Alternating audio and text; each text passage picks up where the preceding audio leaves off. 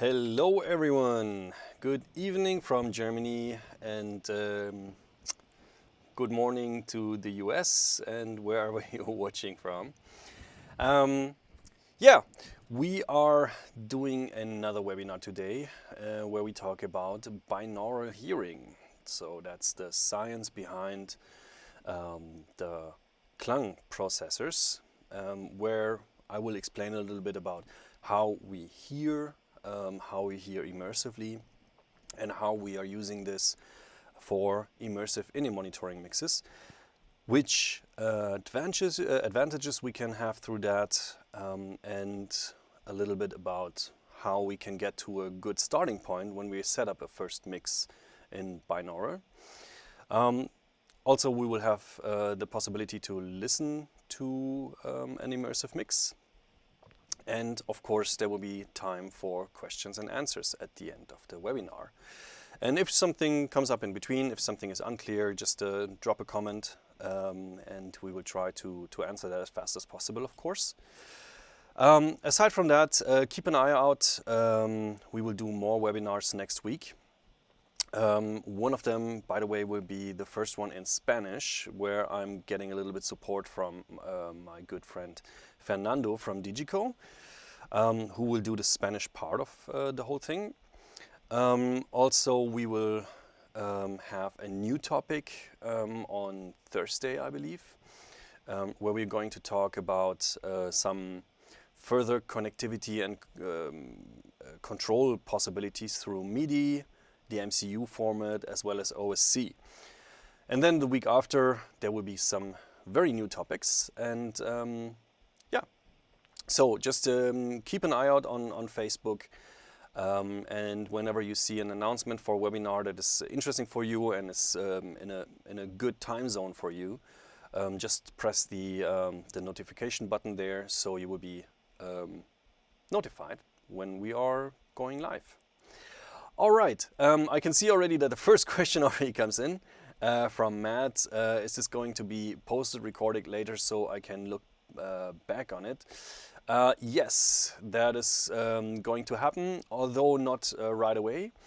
In probably 1-2 weeks, I guess, we will start to have a little bit shortened version of the webinars cut together and posted probably on YouTube, I guess. So yes, there will be possibilities for that, but we also are planning to repeat them every now and then, because a live webinar with live questions and answers is better in our experience and in our opinion.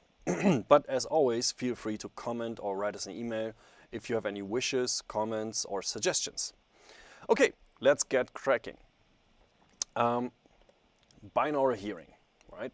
So if I am located on a stage, for example, in real life, in an acoustic environment, I can localize sounds. I can hear the drums behind me, the electric guitar in front of me, the acoustic guitar, the piano, wherever they are located.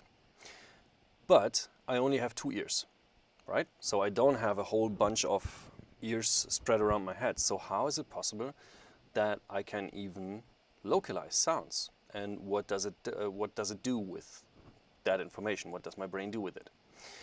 To get started on that, let's talk about one example that you might know already. It's called the Cocktailparty Effect. So, if you and a friend are having a conversation in a quiet room, there's no problem at all to understand each other, right? So there's nothing that can mask the voices. There's nothing that can get in the way of anything. So that's an easy conversation, of course. But if we think back in the times before this corona mess, and hopefully in the very, very near future, when we can do cocktail parties again, right? So we are in a room with a whole bunch of people. There might be a DJ, there might be some loud music, there's a whole bunch of people around us, everybody's chatting and laughing, and basically the noise level around us would be probably pretty much as loud as the conversation that we are having with our friend. So can we even understand each other? As you probably know from experiences like that, or when you're standing in front of a house and talking to the lighting engineer, yes, of course, we can still understand each other. And this is only possible because our brain can localize sounds and it can focus on certain areas.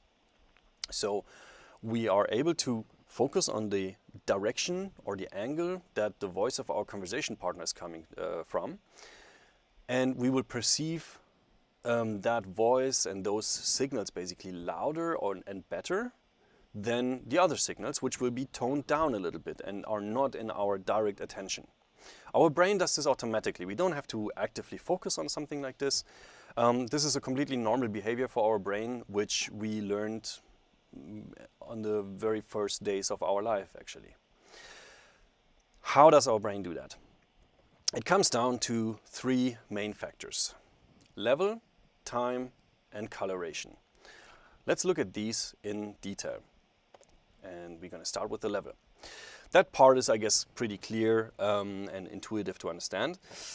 And that's something that we're doing pretty much all the time when we're mixing with just a panning button, right? So if a signal is coming from that angle over there to my head, I will hear it louder on that side than on that side. That's quite clear because the sound from this angle is hitting my ear pretty much directly, while the other ear will get some reflections, but also some sound that was traveling through my head, where it's of course massively reduced in level. The second factor would be time, and that's actually a frequency-dependent delay. So if a sound is coming from that angle over there, I will hear it first on this ear and then on this ear, right?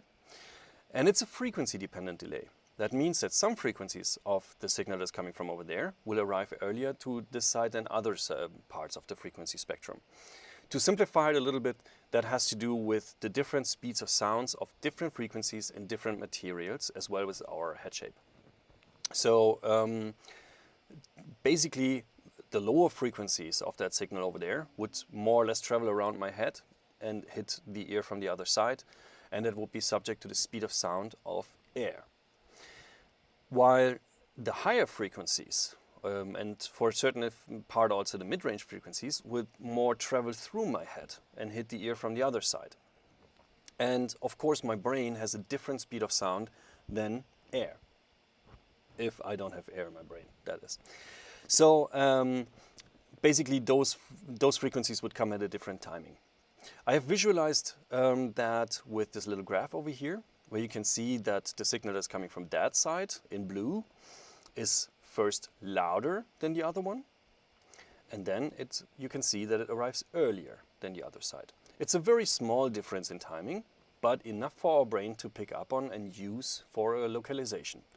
So those two factors are responsible mainly for the separation between left and right of my head, and basically the angle, how far it is off the center line. And then the third factor would be a coloration. Each angle of sound that arrives at our head gets reflected by different points of our earlobe into our ear canal. And depending on the shape and consistency of the points that are hit by the audio and that are reflecting into our ear canal, every angle of sound sounds a little bit different. We call that a frequency signature. You can see it in the graph over here. The signal that's coming from that side is hitting my ear on this side, relatively linear. Not linear, there's some dips and boosts in there, but there's basically a lot of the frequencies are in there. While the signals that are coming from arriving on the other side are colored in a very different way, and especially in the higher frequencies you can see that they get muffled quite a bit by my head when it's traveling through my head. Those colorations are completely normal and natural, and our brain is trained to work with exactly those. Now, the big question here would be, can we even hear linear? Because if what I'm saying is true, we cannot hear linear, because every angle of sound would be colored in one way or the other. So does it make sense that we try to achieve a linear speaker system in a PA or in a studio room and a linear room response and all that stuff? Yes, that still makes sense. We can still perceive that linear. And that's actually the point that I want to make here. Because it's true that we cannot hear linear. It's not possible in the anatomy of a human being to hear linear because of those reflections. But we perceive linear. It's a small difference, but a crucial one. So what our brain does is it's constantly analyzing those three factors that I just mentioned. It calculates an angle, tries to localize the sounds, and then in our perception, it counteracts those effects. That's very similar to what a systems engineer would be doing when he's measuring in a PA in a new room, right? So we measure the response from the room, and with an EQ, we would counteract the boosts and dips that would be coming from the room resonances. Our brain does pretty much the same thing, just much faster and much more precise, and in the background without us even noticing. And that's actually an interesting factor that even us audio pros usually do not notice those colorations directly. I would invite you to do a little experiment after our webinar here to just actually hear those colorations. So you can just take your phone, for example, and just play some music from your phone. And you put it on your desk beside you. No matter how you're turning your head, it will be sounding pretty much the same all the time.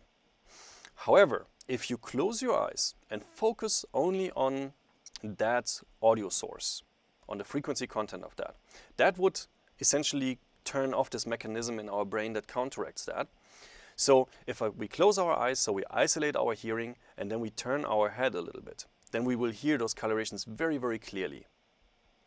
So it's quite interesting to just check that out. But again, in real life, in a normal situation, our brain just accepts those colorations and timing factors and level factors as information and uses them to calculate an angle, and then ignores it in our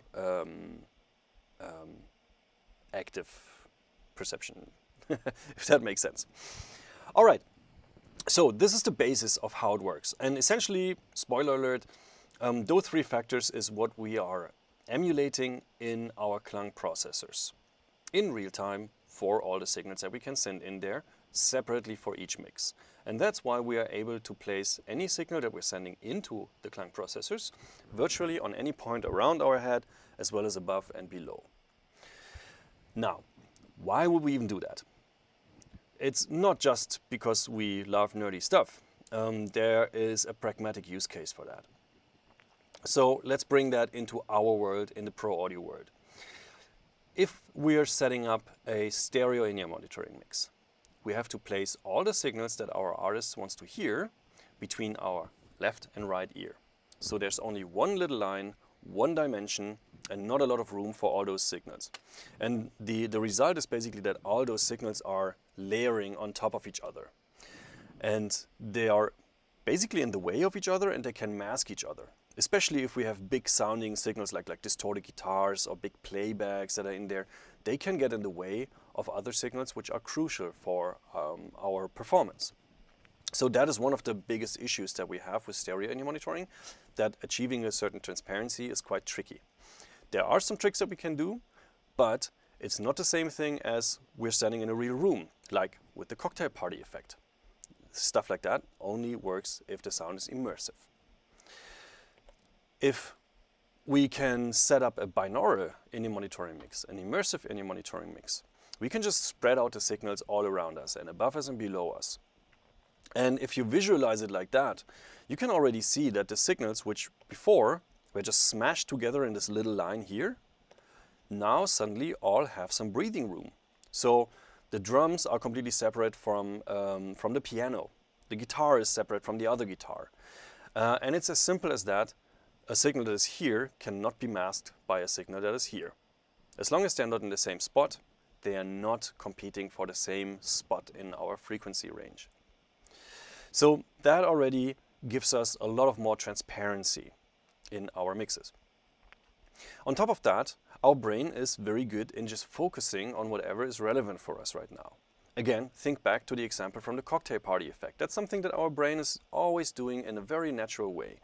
So whatever is interesting for us right now, no matter if it's a conversation partner at a cocktail party, or if it's a click in our in-ear mix, if we need it, if we think about it, we will perceive it louder and the rest gets toned down a little bit. Especially useful is actually the click that I just mentioned. Not only that, but that is something that we get reported a lot from our users, that this is one of the biggest changes in their mixes. That, for example, in a drummer's mix, we often have a very, very loud click that is sitting on top of all the other signals. It's much louder than the other signals. This is not only because the drummers really love a click. I don't think a drummer really likes the sound of a click, but every drummer needs the click as an anchor in the timing, especially when we're playing together with Pro Tools or any multi-tracks or whatever like that.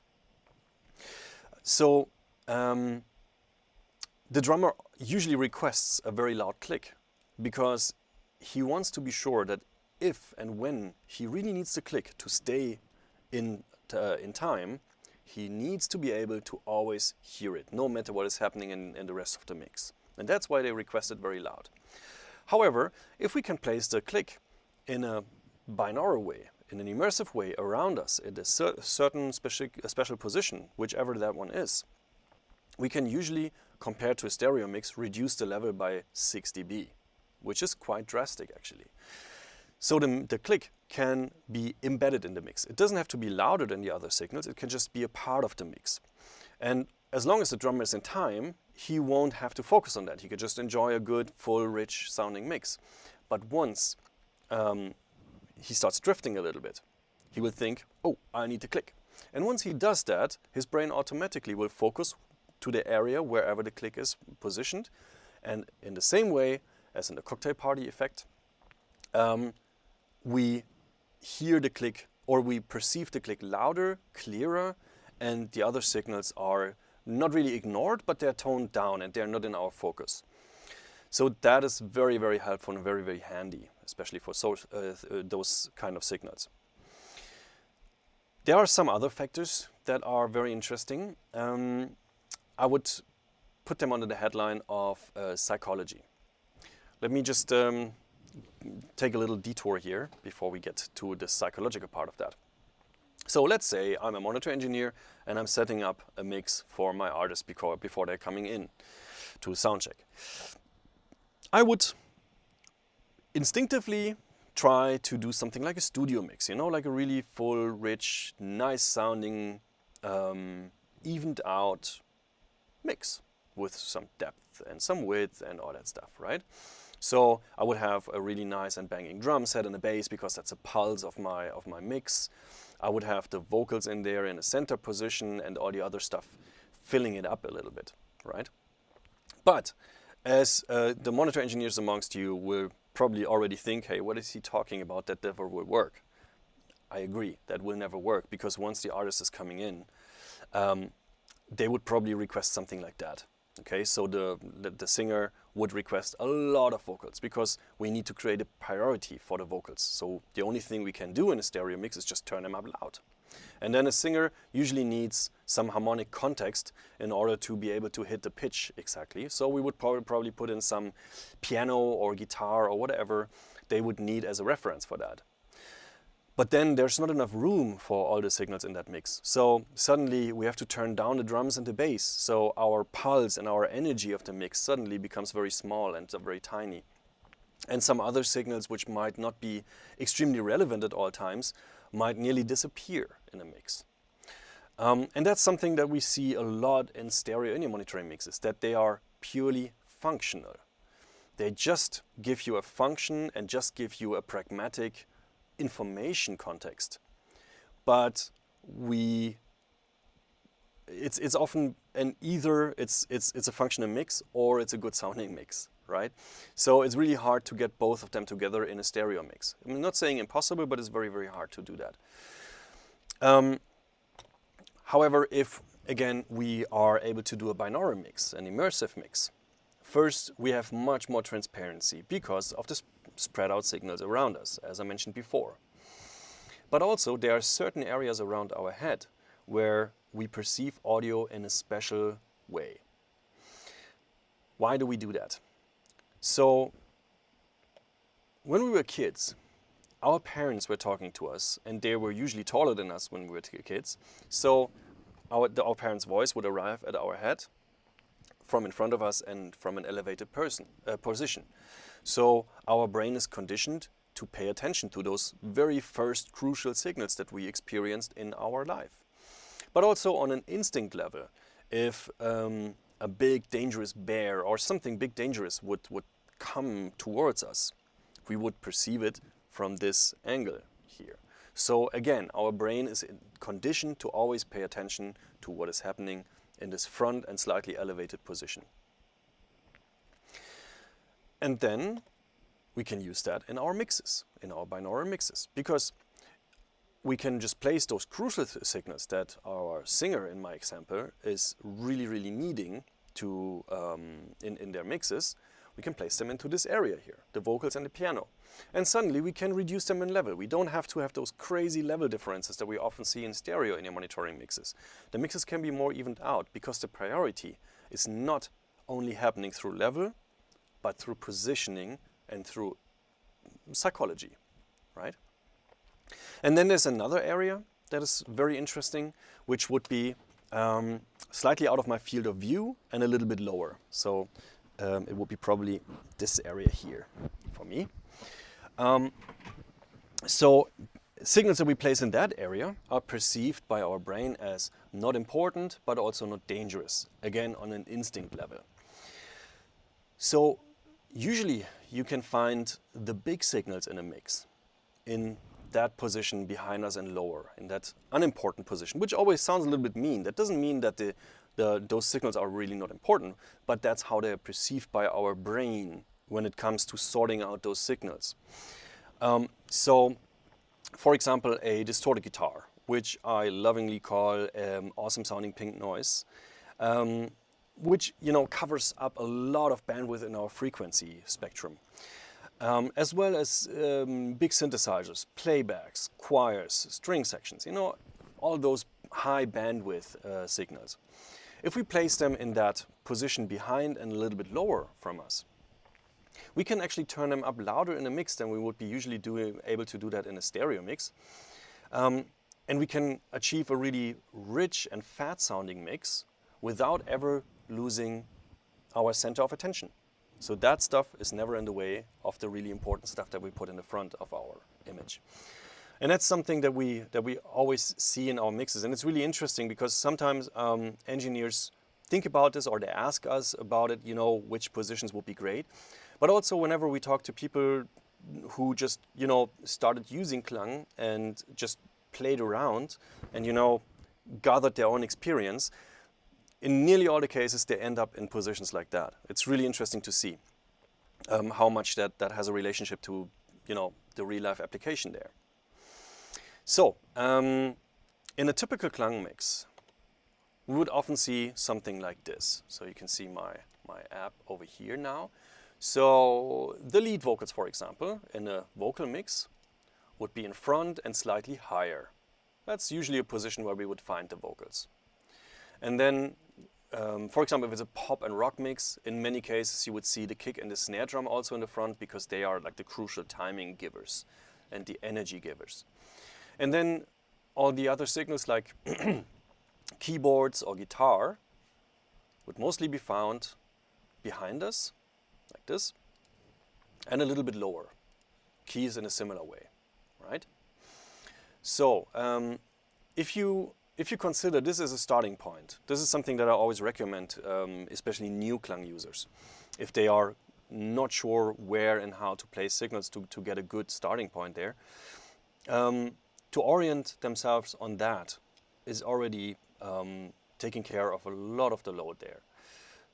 And they don't have to have, again, those crazy level differences because of a lot of the priorities are just naturally happening through the positioning. So that's very helpful. All right, so now would be a great time to just actually listen to what I was talking about.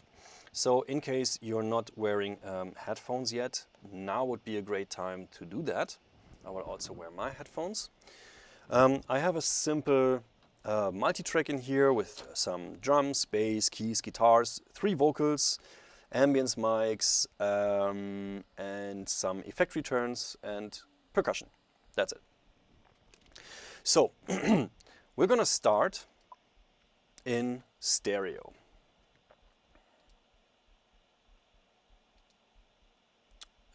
Here we go. All right, so you can see we're starting in stereo here with our mix. And then I'm going to switch to 3D. So I'm turning the binaural engine on. And then I'm going to move the vocals around to just give you an impression of where we can place signals. And then we will go back to stereo, just to have this comparison. Let's do that for now. Okay, so wear your headphones. So many days and nights waiting for you. And if we only had another chance, I'd love to hold you in my arms again. But I realize I hold on to nothing. If you could bring my feelings to the top, we could be dancing till the music stops. But I realize I hold on to nothing. So help me out and rescue me before I drown. But I know there is nothing waiting for me. I'm crying out this pain, and it's driving me insane. I'll never be the same again. I'll never be the same. I cried for you so many days and nights waiting for you. And if we only had another chance, I'd love to hold you in my arms again. But I realize I hold on to nothing. If you could bring my Okay, so we started in stereo and went to 3D. That way to 3D was probably not too drastic for you because we didn't change the entire mix, but we immediately heard a lot of more details, a lot of more room between those signals. They were not masking each other. You might have perceived them, the 3D mix, as a little bit brighter, which it actually is not. It just sounds like that. The reason behind it is just simply that signals in stereo are masking each other very heavily, and that's something we especially can hear in the higher frequencies. So high frequencies from one signal can mask up the high frequencies from other signals. And when I'm switching to 3D, it's like the signals are just stepping in front of a curtain. So suddenly nothing is in the way anymore, so we can hear the details of the mix and the finer details of it, which of course are quite prominent in the higher frequencies, much more clearly. All right, so let's try something else and replicate what I was just talking about with those focus areas. The mix that we're hearing right now is quite obviously a vocal mix, with the vocals being the dominant signal in there. The guitar is there, but it's not too loud. So what I'm going to do now is just move the vocals into that unimportant spot that I was talking about before. And I'm moving the guitar, which is not very loud, into my center of attention without touching any levels. Let's see how that compares and what that does with the priorities of the mix. cried for you so many days and nights waiting for you. And if we only had another chance, I'd love to hold you in my arms again. But I realize I hold on to nothing. If you could bring my feelings to the top, we could be dancing till the music stops. But I realize I hold on to nothing. So help me out and rescue me. Okay, so when I moved the vocals in that unimportant area and the guitar into my center of attention, the mix was very clearly focused on the guitar and our attention was naturally on the guitar. This is a completely normal process in your brain, even though the vocals were still louder than the guitar. So that's a quite interesting way, and that shows you quite nicely how you can just create the priorities without having to touch the levels all the time. unless you really want to do that, because it makes sense in your mix. Let me show you something else. Let's create a worst case scenario. I have over here my ambience mics, those 3 blue faders here that you can see, my ambience mics and 2 reverb returns. So I'm going to exaggerate those 3 signals massively to create a really muddy mix, and something that some musicians actually might request from you, like a lot of reverb, a lot of ambience mics. And let's see how that compares between stereo and 3D. Waiting for me, I'm crying out this pain, and it's driving me insane. I'll never be the same again. I'll never be the same. I cried for you so many days and nights, waiting for you.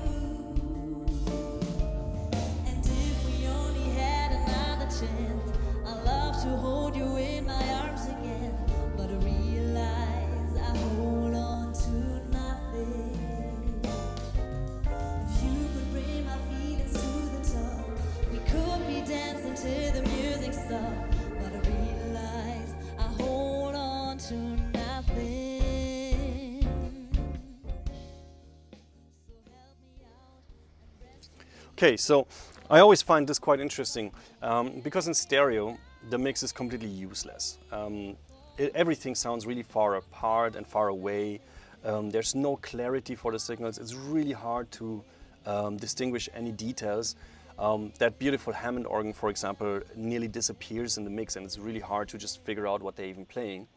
While in 3D, it is still a very questionable mix with, you know, way too much reverb and ambience, but we can still hear all the information out of it very clearly because our brain just cleans it up for us. So that is definitely very helpful. Another effect that comes into play, and that is quite interesting here for that, let me just go over here. So another effect that is very interesting with that would be that this behaves very similarly as on stages with a lot of open microphones. So you know what? I would show you one other example first. I think that will make it a little bit clearer, and then afterwards I'm going to get back to the multiple microphones and which effect the binaural placement has on that. All right. So one other thing that I wanted to show you is something that you probably experienced yourself as well a couple of times. Let's say we're doing a sound check and we're soloing the kick drum. We make it nice and big and fat. And then we solo the bass guitar and we make it nice and big and fat. And then we combine those 2 signals, and suddenly both of them sound smaller than before. Because simply there's not enough room, especially in the low frequencies, in the low end, for both of them to really breathe, to really be there. So they're masking each other. Yeah, they're just competing for that very rare real estate in our low frequency department there. So there are, of course, a couple of tricks. You know, some people are using some kind of ducking to duck the bass away from the kick drum a little bit, or we cut the root frequencies from the kick drum out of the bass guitar. But all of those are just compromises. You know, it's like treating something, it's just the symptoms of a disease, to just bring it back into our current situation of the world, instead of just looking for a cure, you know. So a cure for that actually would be to make them behave like in real life, you know, where it doesn't bother us at all if both of them are coming together. They just sound both fatter than fatter. So in my example here, I have placed the kick drum right in front of us and the bass guitar right behind us. So they're still centered, but they're separated between front and back. So I want you now to listen and focus to especially the kick drum and the bass guitar and how they interact with each other when I switch between stereo and 3D. Let's do that. So help me out and rescue me before I drown. But I know there is nothing.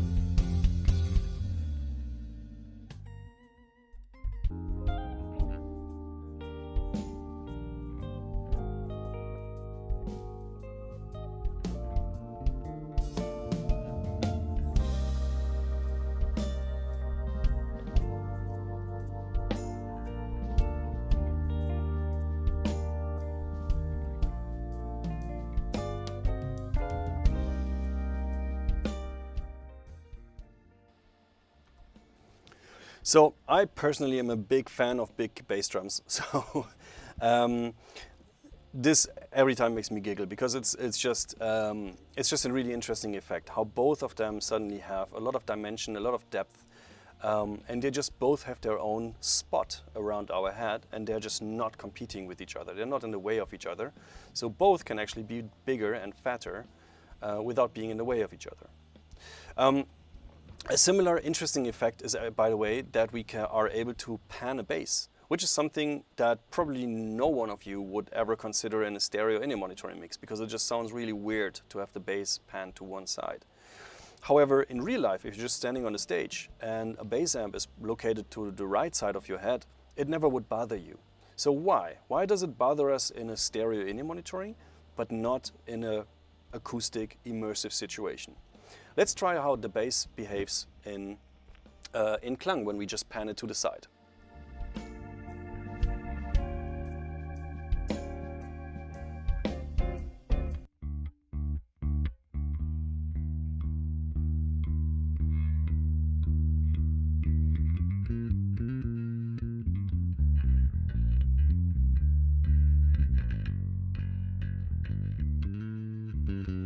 Now it's in stereo.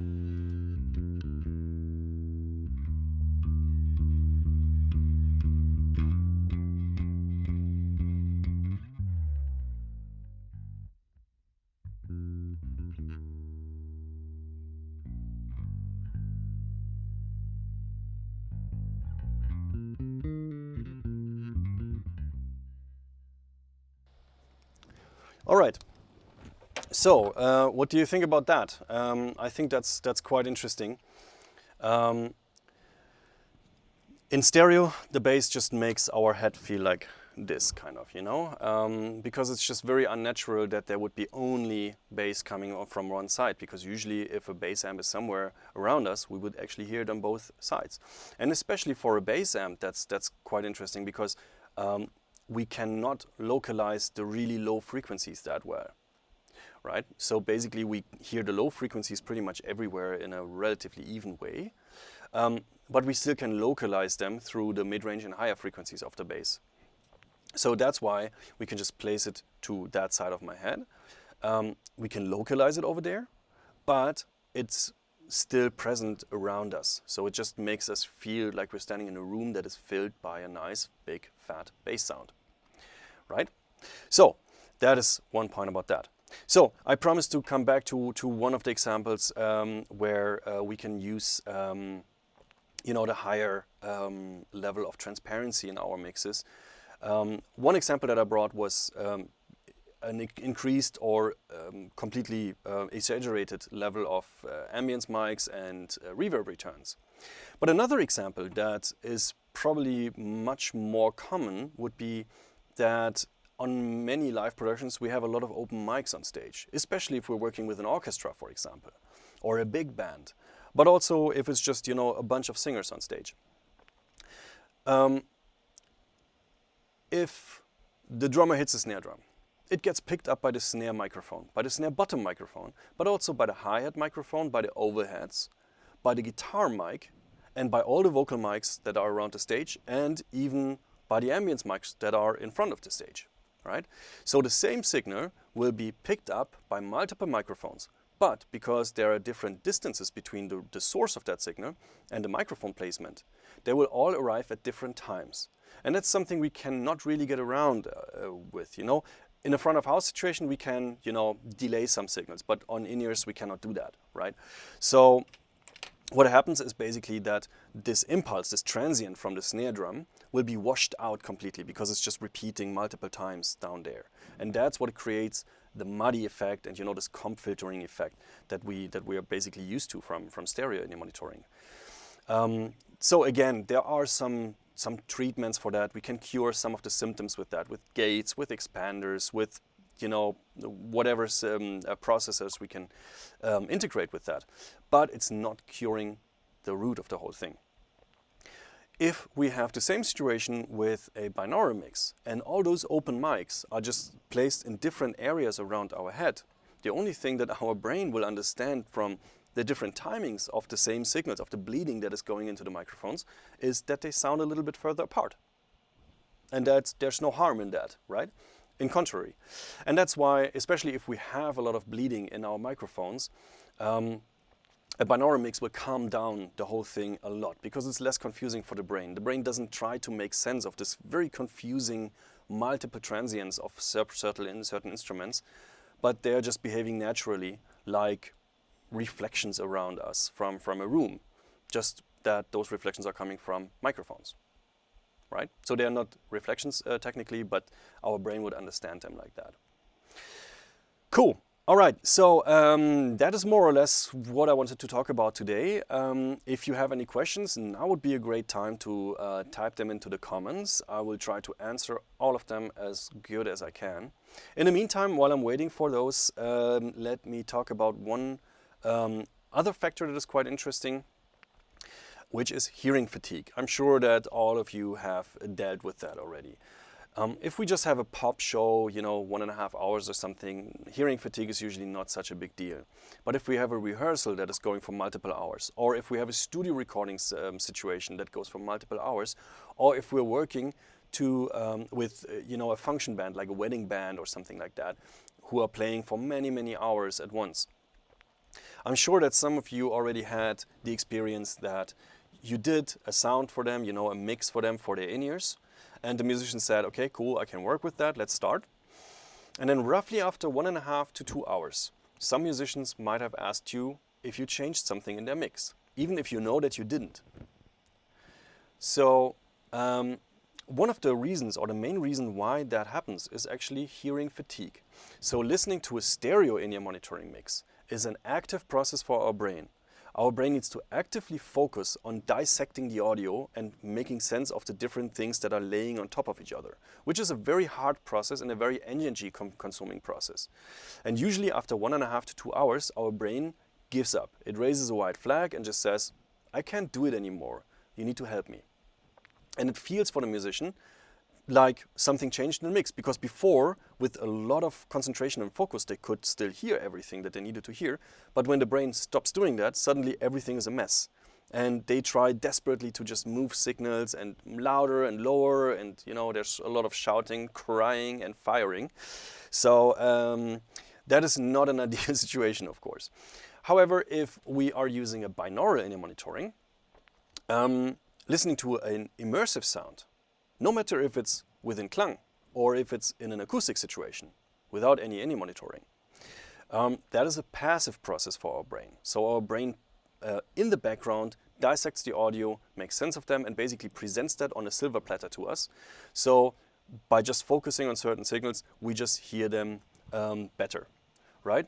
So that is definitely helpful. So we don't get tired from our in-ears anymore when we're using an immersive in-ear situation. That is very, very helpful. We can still get tired from performing and from, lights and heat and whatever we do, rock and roll. But we don't get tired from the hearing part of it. And that is calming down a production a lot. And of course, this even more is a very helpful factor if KLANG is used not only as a tool for an in-ear monitoring engineer, but also it can be used as a personal monitoring mixer, where theater musicians or church musicians are just doing their own mixes, and they don't even have those techniques that you as engineers have. So they just usually shoot themselves in the knee once they start, panicking and just raising and changing levels all the time, because it doesn't get better from there. So very important factor and very helpful factor. Now, before I answer the questions, I would invite you to, if you don't have it already, to go to our website, to the download section, and get yourself KLANG app that I was using before in my screen share. It's a free app which controls our hardware processors. However, if you should not have a KLANG device yet, you can just sit on your couch tonight, connect your headphones or in-ears to your iPad, and we integrated some multitracks into this app, and it will switch to demo mode automatically when there's no hardware processor present. And you can just play around with an interactive demo of how you can mix with that. The audio resolution is not as high as in the hardware processor, but enough for you to just, get comfortable with it and just play around with the things that I was talking about. And, just figuring out which factors work for you and which ones you would do differently. Because keep in mind, whatever I said now is a general experience and based on, the binaural science that is behind all that stuff. However, our ears are always the boss. So there might be situations where you would say, no, what Phil says didn't work for me at all, but this and this position works really great. There's nothing bad in that. So just be very intuitive about it. Don't overthink it. Just place signals. And if you don't like it at that position, just move it to a little bit different position. All right, so let me just check out the questions. I think there were a couple of questions already coming in. So let's see, from Jaco. Okay, that's a long one. I'm not sure I have to go out of the way. Give me just a second to read that. An additional question to the one I already made in a previous session about positioning stereo sources in the binaural dimensions. In which cases could it be of benefit to make a mono source out of a stereo source? Or in other words, does the binaural positioning of a signal work better out of a mono than a stereo source? A different if it's overheads, back vocals, a choir. Interesting question.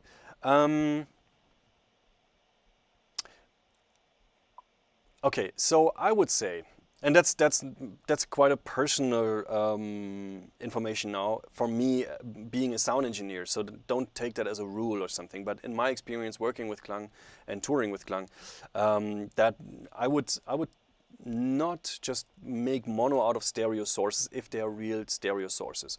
Overheads, for example, are a great example. They should be stereo because they have different information between left and right. And there's a certain positioning of the overheads who are basically giving you the image of the drum set. So I don't see it making sense to put that into mono. Same thing, of course, for stereo keyboards and all that stuff. However, where you might be onto something interesting is that in many cases in a front of house situation or in a stereo in a monitoring situation, we would double mic certain signals to just make them a little bit wider to just achieve a little bit more naturalness so they don't just spike one little point in our head.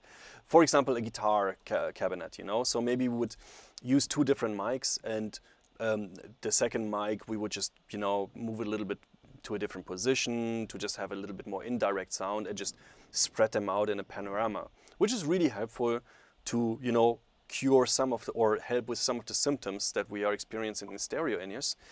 In KLANG, that would be still nice and sounding awesome and cool, but it's not so necessary, if that makes sense. But again, play around that with yourself. A mono source is of course always the most precisely locatable signal, more than a stereo signal, because the mono signal would be in one spot, while the stereo would be just occupy a certain area around your head. Yeah, and then what I mentioned last time to your question in one of the other webinars, just make sure that you don't treat stereo signals too wide, because we tend to max out our stereo image as much as possible. We are used to that from stereo in monitors because there it is so rare to have some space that we try to max it out as much as possible. In a binaural situation, I would recommend to not do that, so not move the keyboards basically completely on the left and right side of my head, but treat them more like studio monitors, like a rough 60-degree angle is usually a great starting point for the stereo imaging of stereo sources like a keyboard or a playback and so on. Jaco, I hope that answered your question. Let's move to the next one. Carlinhos, is the effect similar with both in-ear or circumaural headphones? Is there any interference in the case of circumaural from physically passing sound through the pinnae? Interesting and very good point. That question actually came a few times in different webinars already. You are totally onto something there. So we would recommend to use in-ears because then the sound is going directly into the ears. And as I mentioned earlier in this webinar, when I was talking about the three factors that our brain is constantly analyzing, essentially we're emulating those anatomical factors and we're encoding the audio with the information that your brain understands, right? So the more uncolored that is coming into your ear, the more precise the placement will be. That said, if you're using over-ear headphones, like the big studio cans or something, you are totally right that, of course, they would fire off also in our real pinna, and that would color the sound a little bit differently. But interestingly enough, it reduces the precision a little bit, but I would say by 5% maybe. So it still works really nicely there.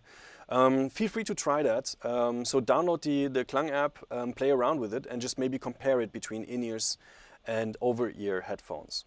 Another point with in-ears, because we often get asked which in-ears do we have to use. There's no direct rule to that. Just what we say is, first, of course, they have to be stereo. Left and right channel have to be separated. And the better quality they are, the better the result will be. But that would be pretty much the same thing in stereo as well as in binaural.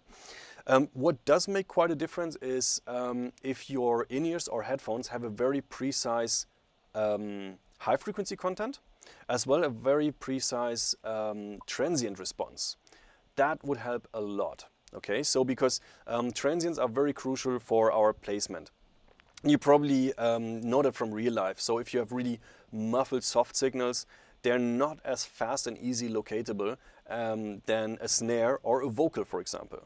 You know, so the transients don't have to be only the attack of a snare drum, but also vocals have a lot of transients. And those are quite interesting for our brain to localize and spatialize sounds. So that makes a difference.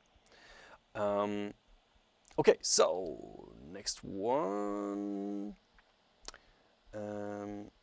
There's one from Julian. Julian, I hope I'm... Oh, from Paris, so probably Julien. My French is really bad, so I apologize for that. Okay, so let's check. Very interesting. I love work on SSL live on tour. Do you know if KLANG and SSL want to work together, and are they want to integrate the control of the KLANG parameters in SSL desk? Julien, we're getting that question a lot, especially because KLANG is a part of Digico and a part of Audiotonics. So basically we're in the same bigger family as SSL or also Allen and Heath. However, us being a part of Digico, of course, gives that quite a bit of priority.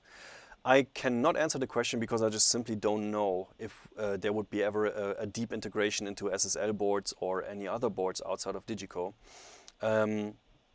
That question is, as you say, above my pay grade.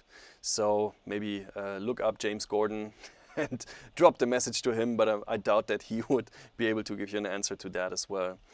However, that said, the integration with Digico is really, really nice and very comfortable to work with. No doubt about that. That's why we did it, of course. But we have tons of clients who also work with different boards, and they would just control the KLANG mixes with an external touchscreen, for example, or with an MCU-compatible MIDI controller, where you at least have a fader remote control and you can use that as a sidecar kind of thing. If you're interested in that, we're going to talk about that on next Thursday, I believe at 11 o'clock in the morning. Maybe my colleague Marcus, who is in the comments, can just confirm that. So there we're going to talk about the MCU and OSC possibilities a little bit, where you can just build your own control devices or control possibilities.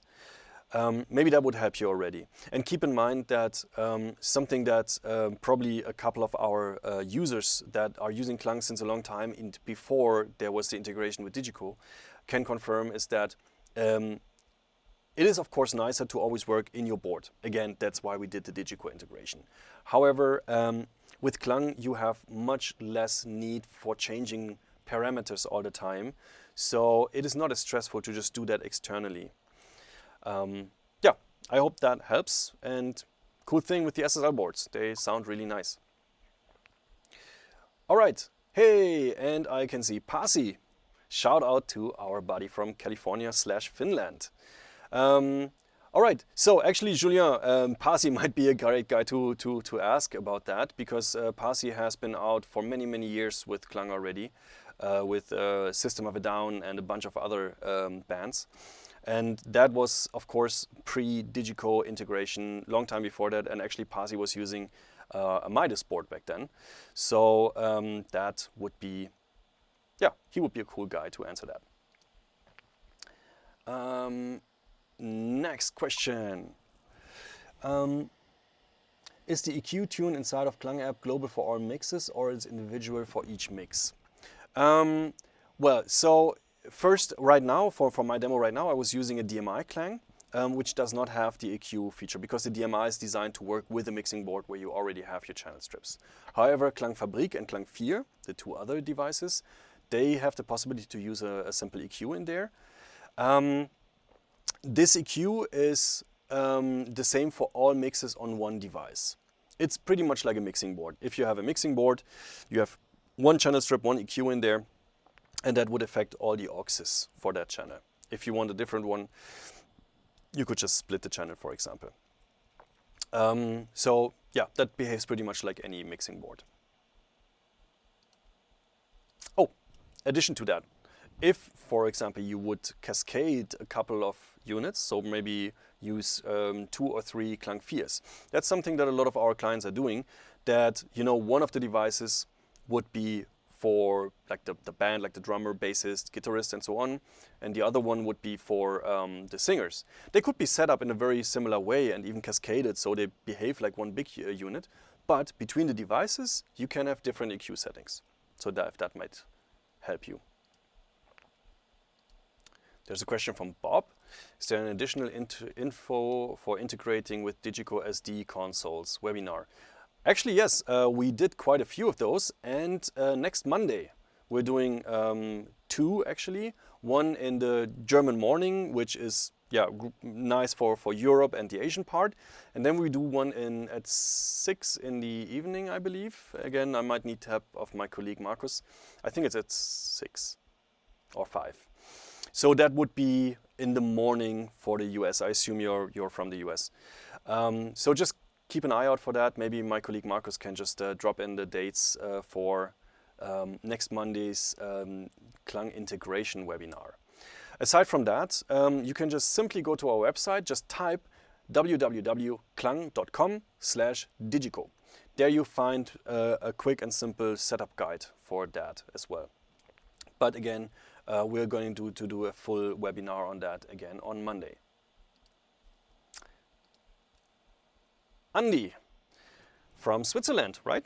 If I remember correctly. So, if I work with an S6L, do monitors from front of house, what's the best way to work with it? What's the experience to work with groups for all musicians? The big problem is the latency and send all information to stage. Okay, so there are quite a few topics in that. So, what's the best way to work with it? So with an SXL, there's of course no integration like with a Digico console, right? So you would be controlling that from an external screen, iPad. Most people would probably just put a little bit bigger Windows touchscreen or something there to do that. So that would be quite helpful. What a lot of people are doing, and especially SSL, it has quite a few channels. I'm not sure if you're maxing them out in your production, but what might be helpful is just to have a second layer with different processing for the monitor channels, or maybe some subgroups. I think you mentioned them in here. Working with subgroups is not a problem. I would just make sure to not mix everything together too much. So for example, I would recommend not to do just a stereo drum submix. That would be a little bit of a waste of possibilities. What I would recommend there is maybe to have a mono channel from the kick drum, which could be a combination of your, kick in, kick out, and a trigger, whatever you're using. Same thing for the snare drum, one mono submix from all the snare drums, a direct out from the hi-hat, and then all the rest, the toms and the overheads, you can safely put together in one stereo submix. And like this, you would just get down any size of drum kit into 5 audio channels. So that would be easy manageable, but at the same time you have the possibility to just give different levels and different positions from especially kick drum and hi-hat for different musicians, which I think is quite crucial. Another possibility that you would have is, that's something that quite a few people are doing, especially when it's used as a personal monitoring system. So I'm not sure how your musicians on stage are, if some of them would be interested or willing or able. to work themselves and to do some of the mixes themselves on an iPad, for example. What you could do is just send in, individual channels from the drums into KLANG and a stereo submix, or like 2-3 drum submixes. And then for the musicians, like the drummers who want all the individual channels, you would just turn off the submixes for the drummer, and for the other musicians you would just turn off the individual channels and only give them the submixes. So they would have, like a nice and neat and clean interface with not too many channels. For details on that, maybe take a look at our next webinar on KLANG app walkthrough. Also, I think in the week after next we're going to do a webinar on personal monitoring with KLANG. So maybe that might be interesting and give you a couple of ideas. And then the last question, the big problem is the latency and send all information to a stage. I'm not sure what you mean with send all information to the stage. Do you mean on a technical level, Wi-Fi, or of course you could just have, an Ethernet cable going between front of house and stage if you're worried about the Wi-Fi performance in that distance. So that is, I think, easy to solve. That's just a question on stage size, venue size, and possibilities in terms of cabling. If you have any questions for that, we can also always have a phone call to go more into detail in your specific production. Latency is always an interesting topic, though. So they are KLANG Fabrik and KLANG 4 are working with a latency of 2.6 milliseconds. That's the processing latency. Of course, that is not a problem in such a small number. However, big disclaimer, I'm very aware that we have to watch the signal chain. So from microphone, preamp, mixing board, KLANG, RF, so the in-ear transmitters, and so on. So there's a couple of steps that can increase the latency. And of course, it might end up at something that might be very tricky in stereo. Bear with me if you want, and if you have a little bit time still. Because that's quite an interesting topic. In stereo, that is a huge issue. No doubt about that. Latency is very, very critical with that. However, it's often misunderstood why latency is such an issue. So let's make a little bit of a time travel and go back into the good old times before any digital stuff, right? So I have my analog microphone with an analog cable into an analog console. From there, with an analog cable into an analog amp into a wedge, right? So we can all agree that this is the fastest path that the audio can take, right? So back like 25 years ago. And now the wedge is at least 2.5 meters from my ear away. If we calculate, rule of thumb, that 1 meter through the air is roughly 3 milliseconds of delay due to speed of sound, that ends up to be at least 7.5 milliseconds. Most monitor engineers would say 5 milliseconds is already like the limit that we would do in in-ear monitors, right? So 7.5 milliseconds in an analog, super fast setup. Why did we never hear a musician complaining about those 7.5 milliseconds? And even more, let's bring that into a modern situation, a modern wedge situation. So we have our maybe ULXD microphone that has some latency. From there we go into our digital board, maybe run through some plugins. We use the analog output of the mixing board, go into our system amp of our wedges, which again adds like maybe 2 milliseconds, and then it goes into the wedge. If we calculate all those numbers plus the speed of sound of the wedge distance, we easily get like to 11-12 milliseconds in a modern wedge situation. However, I personally have not heard any musician complain about latency with a wedge in such a situation. How is it possible that we experience troubles sometimes at a third of that level with stereo in-ear monitors? Simply, think back to the start of our webinar when I was talking about those 3 factors of in-ear monitoring. We have level, we have coloration, and we have time. So our brain is constantly looking at time factors to help with sorting out the audio. Our brain is desperate for that because a stereo situation is very unnatural. Our brain cannot really deal with that, right? It's not the same easy way of working with audio like in an acoustic situation. So if our brain is detecting a small delay of my vocals, for example, between my bone conduction and my vocal microphone that is coming back through my in-ears, the brain will try to make sense of that. It says, yay, cool, that's a time factor. I can use that to spatialize my audio and to help me sort out the audio. But of course, that doesn't work because a digital latency has nothing to do with the spatialization part of a delay that is naturally present in our acoustics. So our brain tries and tries and tries to make sense of that, and that feels very uncomfortable for the musician. And that is actually what is the problem with low latencies on stereo in monitors. I'm not talking about the really high ones, but in the lower ones, this is definitely the factor in there. And that totally plays into our cards when we use a KLANG device, because the signals are externalized that are there. So the vocals are placed somewhere outside of our head, virtually, through KLANG, and that would behave pretty much like a wedge. If a wedge is away from our face, like it naturally is, and there's some additional latency coming through that wedge, our brain thinks, okay, that makes sense because that signal is outside of my head, there's a certain distance, so it makes sense that there's some delay on it, so the brain just doesn't worry about that.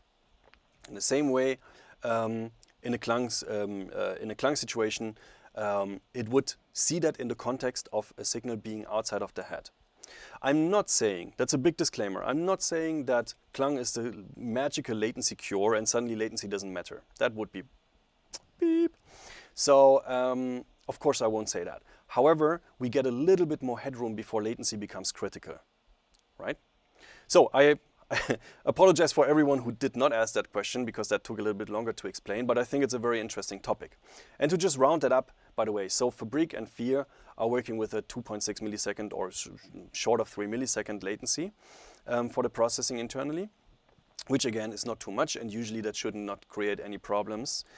If it should do, and you want to use Fabric, the simple cure for that would be to just send the mix back into the console from KLANG and add the vocal microphone for the vocal mix directly into that matrix or in the aux.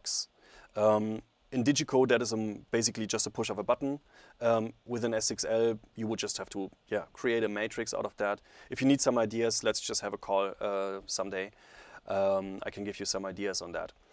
An alternative, if you're very concerned about that, just use DMI KLANG, which is working at 0.25 milliseconds, so a quarter millisecond of latency. So there, I don't think it would ever be noticeable, actually. All right, Andy, thank you very much for the question. Let's see, there are more questions. Thank you for your patience for everyone after my long latency ramble now. In your experience, I work with a band with multiple stereo signals, drums over at artist guitar, piano, Hammond, pre-recorded computer basses. How would you distribute those multiple source stereos on binaural? Good question. I would not worry about stereo too much with that, because as I mentioned before, they're just a part of the hearing there. And in a stereo situation, you know, a stereo signal would just take up a lot of the room that you have available. However, if you have a stereo signal here, for example, or there, you know, that is just sounding very wide and very stereo already, but it's only a fraction of the room that we have. So actually we can be a little bit messy with that, because there's so much room around our head that, you know, it's very hard to get signals to mask each other. Other than that, again, stereo sources as a good starting point, I would always try to just have like a rough, like 60-degree angle, like I would position stereo speakers in a studio mixing room. That's a good starting point, and then just play around with it. You can make it a little bit wider, or sometimes even a bit more narrow. Ambience microphones I would always place not too wide, but actually relatively narrow and a little bit lower. And if there's nothing else in that area, I can turn them up really loud in the mix, and I don't have to ride the fader all the time. And they can just occupy that space completely and be a little bit messy in that room, and still have, you know, like a dry and snappy drum set behind us. Those are not contradictions anymore as soon as we're working in immersive or in binaural. And then other than that, just keep in mind what I was talking about before about those natural focus areas, you know, important instruments over here, not so important or critical signals behind us and a little bit lower. Cool, all right. So let's see if there's more questions. I see that Julien also asked about the latency. So cool. I think I answered that. Okay, Severin is there. What are you allowed to tell us about the kind of processing you'd use for this out-of-head 3D effect? Well, I told you pretty much everything that I can tell you. So essentially, we are emulating the three factors: time, level, and coloration that our brain is used to working with in real life, in real time in our processors. And that's how we are able to place those signals. Of course, you might know there are a couple of like Pro Tools plugins and whatnot that do some binaural processing. You might ask, what is the difference? If you listen to them and compare that to KLANG, I think it becomes very clear that the KLANG processing is very precise and it doesn't have to rely on a room emulation to even work, which is very crucial for us on a stage because we don't want to add like an emulated room that maybe doesn't even match what we're seeing, which would have the result that our brain would just not believe it anymore, right? So we have to have the possibility to place signals outside of our head without emulating a room. Of course, as you can imagine, we are taking quite a bit of a different approach and processing than those conventional generic binaural plugins or whatever you want to use there. Not saying that they're bad, they all have their application, but for our application in Pro Audio, in any monitoring, we just need a little bit different part. So we emulate those three factors plus what I like to call, some purple German mojo that we put in there. And that part, of course, I cannot talk about, I'm sorry. But essentially it's, for the most part, it's just a binaural processing. Very similar to what we already know since binaural science was basically seriously pursued in the 70s, I would say. All right. Andy says, we do a phone call about them to send stage. Cool, all right. Just drop us a message on Facebook yeah, I will get in touch with you. Maybe just drop me your email address or something, then I can just write you directly and we just make an appointment. Cool, all right. So that was nice. I hope I did not miss any questions. Thank you everyone for asking so many questions. That was really interesting and very exciting. And there were some really, really good and awesome and interesting questions in there. So I appreciate that. Why did I just lose my background? Oh, wow. I didn't realize I can zoom that. I'm sorry about that. I'm an audio guy. I'm still learning all that video shit here. So, all right. Thank you very much. Have a really, really nice weekend. I hope to see you in some of our other webinars. If you remember any questions later, if you have suggestions, comments, ideas for future webinars, just let us know. We want to make sure that we all can use the time that we are locked at home and we cannot go on the road as well as possible. If we can answer any questions, if you just want to bounce around a couple of ideas, do that. And one other thing that I would recommend is in 45 minutes, I think, Digico is starting a really cool question and answer session where there's a whole bunch of Digico people from all around the world and they are going to talk about all kinds of topics. So if you have any Digico questions, that would be a great point to ask them. And say hi to the Digico guys from the KLANG guys, our British brothers across the channel. All right. So, thanks very much for your attention, for your time, and I hope to see you very soon. Have a nice weekend. Rodrigo, Prost! This man knows his German. I love it. All right, cool. See you next time, guys. Was a pleasure, as always. Thank you very much.